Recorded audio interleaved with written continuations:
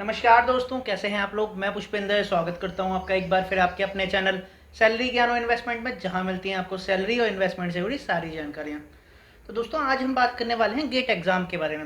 Y GATE exam is the most important exam at present time. जी हाँ दोस्तों, ऐसा क्या है गेट एग्जाम में कि आज के टाइम पे गेट एक सबसे ज़्यादा इंपॉर्टेंट एग्जाम बन चुका है। अगर आप लोगों को ये समझ नहीं आ रहा है तो मैं आज आप लोगों को कुछ ऐसे फैक्ट्स, ऐसे फिगर्स बताने वाला हूँ जहाँ पे आपको ये लगेगा कि हाँ, गेट ही आज के टाइम पे ऐसा एग्जाम है जो कि आपके साथ कुछ अच्छा करवा सकता है। देखिए दोस्तों, पहली बात, इंडिया में लगभग 1.5 million engineers every year graduate हो रहे हैं। जी हाँ दोस्तों, लगभग 15 लाख इंजीनियर्स हर साल बीटेक करके निकल रहे हैं, चाहे वो किसी कॉलेज से हो, चाहे वो टॉप कॉलेजेस से हो, चाहे वो मीडियम कॉलेजेस से हो, चाहे वो लोअर कॉलेजेस से हो। लेकिन 15 लाख इंजीनियर्स लगातार इंडिया में हर साल निकल रहे हैं। ये मैं नहीं कह रहा हूँ, ये गूगल का डेटा कह रहा है। जी हाँ दोस्तों, उसके अलावा इन 15 लाख इंजीनियर्स में से ऑलमोस्ट 60 to 65% ऐसे होते हैं जिनको बिल्कुल भी जॉब नहीं मिलती है। जी हाँ दोस्तों, जो 60 से 65% है वो ऑलमोस्ट अनएम्प्लॉयड रह जाते हैं। अब ये डेटा बता रहा है, लेकिन मेरी जहां तक समझ है, कम से कम 15 लाख में से 80% लोग ऐसे होते हैं जिनको जॉब नहीं मिलती है। जी हाँ दोस्तों, 15 लाख का 80% हो जाता है लगभग 12 लाख। जी हाँ दोस्तों, 12 लाख मतलब 3 लाख स्टूडेंट्स को ही जॉब मिलती है, ऐसी जॉब जो उनके मन की जॉब है। मैं ऐसा नहीं कह रहा हूँ कि किसी को 15,000, किसी को 20,000 की जॉब मिल गई, नहीं। I am talking about the person, जब कोई इंजीनियरिंग करता है तो उसके मन में एक डिज़ायर होती है कि मैं ऐसी ऐसी जॉब करूंगा, मुझे इतना इतना पैसा मिलेगा, इतनी इतनी मेरी सैलरी होगी। तो वैसी जॉब सिर्फ मैक्सिमम 3 लाख लोगों को ही मिलती है। तो हर साल लगभग 80% लोग जो हैं वो अनएम्प्लॉयड रह जा रहे हैं। अब उनके पास ऑप्शन क्या है? देखिए दोस्तों, मैं आज आपको क्या बताने वाला हूँ, मैं आज आपको 6 ऐसे रीजंस बताने वाला हूँ जिनकी वजह से गेट आज के टाइम में प्राइम एग्जाम बन चुका है। देखिए, एक एक करके बात करना शुरू करते हैं। मैं थोड़ा सा डिटेल में बताऊंगा। जी हाँ दोस्तों, और अगर वीडियो आपको पसंद आए तो वीडियो को लाइक जरूर कर दीजिए, चैनल को सब्सक्राइब जरूर कर दीजिए। दोस्तों, अगर आप मेरे 10,000 सब्सक्राइबर जितनी जल्दी होंगे उसके बाद मैं आपको बताने वाला हूँ अपनी जर्नी, मैंने कैसे एक साथ कॉलेज टाइम में, फाइनल ईयर में, 3 से ज़्यादा पीएसयू में मैंने कैसे सिलेक्शन ली है और कैसे मैंने अपना गेट एग्जाम दिया है। ये सारी चीज़ें मैं आपको बताऊंगा once I reach 10,000 subs. Okay, so दोस्तों शुरू करते हैं। Number 1, IAS exam has a very limited seats now. देखिए दोस्तों, यूपीएससी के बारे में अगर मैं बात करूं, यूपीएससी आईएएस भी करवाता है, यूपीएससी आईएएस भी करवाता है।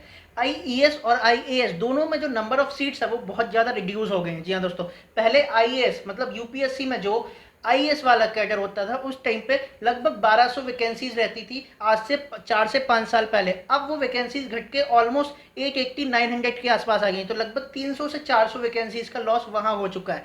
अगर हम बात करें आईईएस की, तो ऑर्डिनेंस फैक्ट्री अब आईईएस से नहीं रिक्रूट करती है। उसके अलावा एक दो चीज़ें और हैं, जो पावर की कंपनीज हैं वो भी आईईएस से रिक्रूट नहीं करती हैं। जो रेलवेज है, जो सबसे बड़ा रिक्रूटर था आईईएस का, उसने अपने हाथ पहले ही पीछे खींच लिए हैं। तो रेलवेज भी अब आईईएस से रिक्रूट नहीं करता है। तो लोगों के पास ऑप्शन बहुत कम हो गए हैं। पहले जो लोग आईईएस की तैयारी करते थे, जो लोग सोचते थे कि मुझे आईईएस में जाना है, अब वो भी ये सोचने लग गए हैं कि यार नहीं, आईईएस में तो कुछ रखा ही नहीं है। ऐसा ही आईईएस क्या हो गया है, आईईएस और ज़्यादा कॉम्पिटिटिव हो गया है। तो एक पर्सन, देखिए, अगर सिर्फ 900 सीट्स ही हैं तो 900 सीट्स में पर्सन कब तक कंपटीशन करेगा। जी हाँ दोस्तों, उसमें से बहुत सारे लोग ऐसे निकलने वाले हैं तैयारी करने वाले में से जो अनएम्प्लॉयड रहने वाले हैं, जिनको यूपीएससी अपने यहाँ पे रिक्रूटमेंट ज्वाइनिंग नहीं देगा, आपको भी पता है। तो आईएएस में बहुत कम सीट्स हो चुकी हैं। Number 2, college placement is very much stuck in top colleges only. जी हाँ दोस्तों, अगर मैं बात करूँ कॉलेज प्लेसमेंट के बारे में, तो मीडियम और लोअर कॉलेजेस की तो हम बात ही छोड़ देते हैं। जो अच्छी कंपनीज हैं, जो बढ़िया कंपनीज हैं, यहाँ पे मैं बात कर रहा हूँ कोर कंपनीज के बारे में। तो जो अच्छी कंपनीज हैं कोर की, वो सिर्फ टॉप कॉलेजेस तक ही सीमित रह जाती हैं, चाहे वो आईआईटीज हो, चाहे वो एनआईटीज हो। जी हाँ दोस्तों, इवन मैं एनआईटी से पढ़ा हुआ हूँ, मुझे पता है एनआईटीज में भी कोर ब्रांच का 100% प्लेसमेंट नहीं है। ऑलमोस्ट 50-60% प्लेसमेंट ही होता है जो लोग कंपनीज में जाते हैं, प्राइवेट कंपनीज में, जिन्हें अच्छी जॉब मिलती है। तो 50-60% ही प्लेसमेंट है कंपनीज का, प्राइवेट कंपनीज का, वो भी स्टक है सिर्फ टॉप कॉलेजेस में। Number three I talk about SSC CGL, SSC JE, state AE, RRB. जी हाँ दोस्तों, ये कुछ ऐसे एग्जाम हैं जो कि अलग से होते हैं, ठीक है। इसमें इंजीनियर्स भी काफ़ी सारी मात्रा में जाते हैं। लेकिन दिक्कत क्या है? दिक्कत ये है कि ये वाले एग्जाम बहुत ज़्यादा टाइम लेते हैं। जी हाँ दोस्तों, ये बहुत डिलेड एग्जाम है। अगर मैं बात करूँ एसएससी सीजीएल की, अगर मैं बात करूँ एसएससी जेई की, इनमें लगभग एक साल, अगर आज के दिन वैकेंसी निकल रही है मतलब 2020 में, तो आप ये मान के चलिए कि आपकी 2023-2024 से पहले आपकी रिक्रूटमेंट नहीं होने वाली। It's damn show 100%। जी हाँ दोस्तों, आपको 2024 से पहले जॉब नहीं मिलने वाली है। बट इंजीनियर क्या सोचता है, इंजीनियर या फिर एक पर्सन क्या होता है, जब वो सोचता है कि यार मेरी अब एज 22-23 हो चुकी है, मैंने बीटेक ग्रेजुएशन कर लिया है, तो अब मुझे जॉब चाहिए जल्दी से जल्दी, लेकिन ये वाले एग्जाम बहुत ज़्यादा टाइम टेकिंग है। इसके अलावा अगर मैं बात करूँ स्टेट एई की, तो दोस्तों स्टेट एई में तो वैकेंसी ही 3-3, 4-4 साल में निकलती है, बहुत रेयर होता है कि हर साल वैकेंसी निकले। तो अगर वैकेंसी ही 3-4 साल में निकल रही है और आपकी साल अगर मान लीजिए वैकेंसी नहीं निकली और आपके साल से 2 साल बाद निकल रही है, उसके बाद उसकी रिक्रूटमेंट होने में खुद 3 साल लग जाते हैं, तो लगभग 5 से 6 साल का गैप आपके पास हो जाएगा, जबकि आपने बीटेक करी होगी और जब आपको जॉब मिलेगी तो 5 से 6 साल आप करेंगे क्या। तो ये बहुत बड़ा एक क्वेश्चन मार्क लगा हुआ है इंजीनियर्स के ऊपर। Number 4, BARC, ISRO, NPCIL, DRDO. जी हाँ दोस्तों, ये कुछ ऐसी पब्लिक सेक्टर कंपनीज हैं जो अपना एग्जाम करा के रिक्रूट करती हैं, जहाँ पे स्टूडेंट जाना चाहते हैं। बिल्कुल फील्ड जॉब होती है, टेक्निकल जॉब होती है, जो इंजीनियर का काम होता है वही यहाँ पे कराया जाता है। तो यहाँ पे पर्सन जाना चाहता है, लेकिन इनका जो एग्जाम होता है वो वन एंड द सेम होता है गेट की तरह। तो अगर आप गेट की तैयारी कर रहे हैं तो ही आप इनको क्रैक कर पाएंगे, लेकिन तो इसलिए गेट का एग्जाम बहुत ज़्यादा इंपॉर्टेंट हो जाता है, क्योंकि गेट के एग्जाम का जो सिलेबस पैटर्न है, गेट के एग्जाम का जो पैटर्न है, वो ऑलमोस्ट सेम फॉलो करती हैं ये वाली पब्लिक सेक्टर कंपनी जो अपना एग्जाम कराती हैं। तो ये भी एक बहुत जरूरी चीज़ है कि गेट आपके लिए इंपॉर्टेंट है। अगर आप गेट की तैयारी करते हैं तो मतलब आप साथ साथ में साइमल्टेनियसली इनकी भी तैयारी कर रहे हैं। Now number 5, CAT, GRE, GMAT, TOEFL is not for everyone. जी हाँ दोस्तों, ये बिल्कुल सही बात है। आप लोग भी जानते हैं, जब हमारे यहाँ पे कम से कम 60-70% पर्सन ऐसे हैं जो कि बहुत मुश्किलों से पढ़ाई कर पाते हैं, जिनके घर वालों के पास पैसा नहीं है। तो कैट हो गया, जीमेट हो गया, जीआरई हो गया, टॉफल हो गया, ये एग्जाम सभी के लिए नहीं होते हैं, ये कुछ सिलेक्टेड लोग ही जा पाते हैं इनमें। और सिलेक्टेड लोग वो भी तैयारी ही वो लोग करते हैं जिन्हें पता है कि मेरे घर वाले पैसे दे सकते हैं या फिर मैं बैंक से लोन ले सकता हूँ।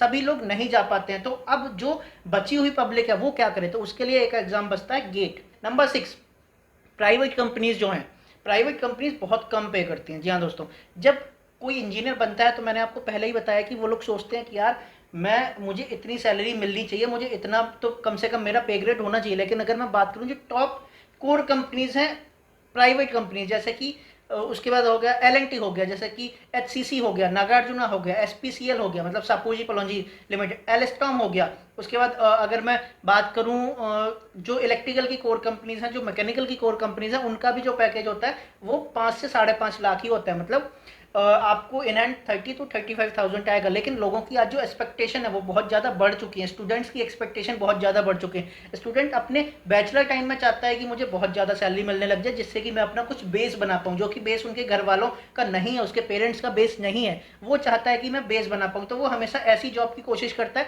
जहाँ पे कि उसे शुरू से ही, स्टार्टिंग से ही ज़्यादा सैलरी मिलने लग जाए। तो ऐसी जॉब कौन सी होती है, आप लोगों को भी पता है, मुझे भी पता है कि जब गेट के थ्रू आप पब्लिक सेक्टर कंपनी में जाते हैं तो ही आपके पास एक पैसा ऐसा आता है जिसमें कि पर्सन हैप्पी हो जाता है। अब दोस्तों, अब मैं ये बात क्यों कह रहा हूँ कि गेट आज के टाइम पे बहुत ज़्यादा इंपॉर्टेंट एग्जाम हो चुका है, वो इसलिए कह रहा हूँ कि ये आपने 6 रीजन्स देखे, ये इतने टोटल रीजन्स हैं इंजीनियर्स के लिए। इंजीनियर्स इनके अलावा कहीं बाहर नहीं जा सकते। मैं यहाँ पे बैंक पीओ की बात नहीं करने वाला हूँ, मैं और दूसरी जॉब, टीचर्स की जॉब की बात नहीं करने वाला हूँ, मैं यहाँ पे इंजीनियरिंग जॉब की बात कर रहा हूँ। तो इसीलिए अब ये सारे जो ऑप्शंस खुले रहते थे पहले, वो अब धीरे धीरे बंद होते जा रहे हैं या कम होते जा रहे हैं। आपको भी पता है कि आईएएस में कम वैकेंसीज हैं, आपको भी पता है कि प्राइवेट कंपनीज रिक्रूट नहीं करती है जो लोअर कॉलेजेस हैं, जो मिडिल कॉलेजेस हैं, मिडिल रैंक के कॉलेजेस हैं।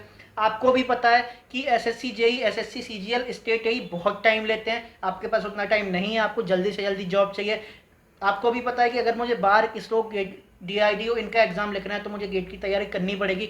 तो इन सारी चीज़ों को अगर मैं समराइज करूं तो इसका जो पूरा निचोड़ है वो क्या निकलता है, वो ये निकलता है कि गेट का जो एग्जाम है, देखिए गेट का एग्जाम पहली बात तो कोई भी दे सकता है, ठीक है, कोई भी दे सकता है। गेट के एग्जाम से जो वैकेंसी निकल रही है वो इन कंपैरिजन टू ज़्यादा है इन सारी वैकेंसीज के। जी हाँ दोस्तों, अगर मैं बात करूं आईएएस की, आईएएस की, बार की, डीआरडीओ की, उसके बाद कैट की, जीमेट की, एसएससी सीजीएल की, एसएससी जेई की, एसएससी सीजीएल, एसएससी जेई में वैकेंसीज ऑल दो ज़्यादा निकलती हैं, लेकिन उनमें जो भरने वाले लोग हैं वो भी ज़्यादा हो जाते हैं। वहाँ पे बीएससी, बीए सभी ग्रेजुएशन के लोग भर सकते हैं। तो अगर मैं 1% के ऊपर वैकेंसीज मानूँ तो गेट के थ्रू जो पब्लिक सेक्टर कंपनी निकल रही है वहीं पे सिर्फ ज़्यादा जॉब निकल रही है, बाकी सभी जगह पे जॉब कम हो चुकी है। तो आपके लिए सबसे ज़्यादा इंपॉर्टेंट अब ये बन जाता है कि यार गेट का एग्जाम आपको क्लियर करना पड़ेगा अगर आप जल्दी अपनी मनपसंद जॉब चाहते हैं। दोस्तों एक बार आप पब्लिक सेक्टर कंपनी में चले जाते हैं, चाहे वो मिनी रत्ना हो, चाहे वो नवरत्ना हो, चाहे वो महारत्ना हो, उसके बाद आप अपनी कोई दूसरी तैयारी भी कर सकते हैं, जो भी आपको करना है। अगर आप यूपीएससी जाना चाहते हैं तो आप यूपीएससी जा सकते हैं, अगर आप स्टेट एई जाना चाहते हैं तो स्टेट एई जा सकते हैं। लेकिन आपके हाथ में एक जॉब होगी, आपके ऊपर जो बैक प्रेशर, जो पीयर प्रेशर होता है इंसान के दिमाग पे जब ग्रेजुएशन करने के बाद, वो आपके पास नहीं रहेगा। तो वो एक बहुत ही ज़्यादा प्लस पॉइंट, पॉजिटिव पॉइंट होने वाला है आप सभी लोगों के लिए। इसी में लिए मैं कह रहा हूँ कि यार गेट का एग्जाम बहुत ज़्यादा जरूरी है। ये सारी चीज़ें आपको भी समझ आ रही होंगी। जी हाँ दोस्तों, आप मेरे कितने, जो मैंने 6 रीजंस बताए उनमें से कितने पे आप एग्री करते हैं मुझे कमेंट में करके जरूर बताइए। और अगर आपको ये वीडियो पसंद आया तो वीडियो को लाइक जरूर कर दीजिए, चैनल को सब्सक्राइब जरूर कर दीजिए। दोस्तों आगे फिर मिलेंगे एक नए वीडियो में एक नई नॉलेज के साथ। तब तक के लिए बी हैप्पी, बी मोटिवेटेड। नमस्ते।